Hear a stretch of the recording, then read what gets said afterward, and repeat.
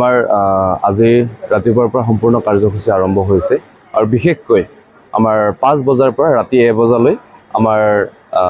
Janmashtami special আমাৰ যেটো programme হেতু আৰম্ভ হ'ব 5 বজাৰ পৰা 5 বজাত প্ৰথম আমাৰ জুলন উৎসৱ আৰম্ভ হ'ব আৰু জুলন উৎসৱ আৰম্ভ হোৱাৰ পিছতে ভগৱানক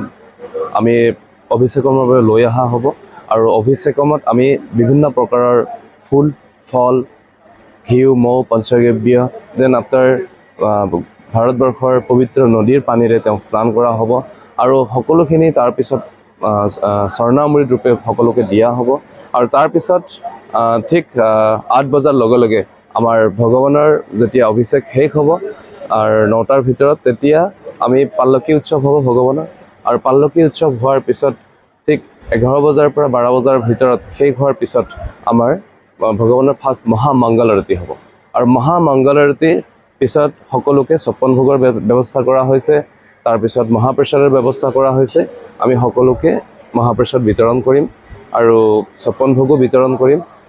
আৰু যিমানখিনি ভক্ত আহিব কোনো যাতে একো অসুবিধা নাপায় তাৰ কাৰণে আমি ব্যৱস্থা কৰিছো আজি কমসে কম 1 লাখতকৈ ওপৰত মানুহ হ'ব পিছৰ বাৰো 1 লাখৰ কাষত মানুহ আহিছিলে আৰু এইবাৰো আমি সেই অনুপাতে আমি 1 লাখৰ ওপৰতে আমি এটা এৰেঞ্জমেন্ট কৰিছো যাতে তেওঁলোকে কোনো কষ্ট নাপায় স্বেচ্ছাসেৱক আপুনি যদি চাই আমি অল টোটাল মিলাই 400 মান স্বেচ্ছাসেৱক আহিব আমাৰ অলৰেডি আহিছে যোৱাকালিৰ পৰা তেওঁলোকে বিভিন্ন অসমৰ ঠাইৰ পৰা আহিছে আহি পেলাই তেওঁলোকে নিজৰ নিজৰ ডেডিকেটেডলি তেওঁলোকে সেৱা কৰিছে ইয়াতে যাতে কোনো অসুবিধা নাপায় তাৰ বাবে বিভিন্ন ঠাইত বিভিন্ন সেৱক আপোনালোকে দেখিব পাইছে অলৰেডি যিকোনো খবৰৰ বাবে যোগাযোগ কৰক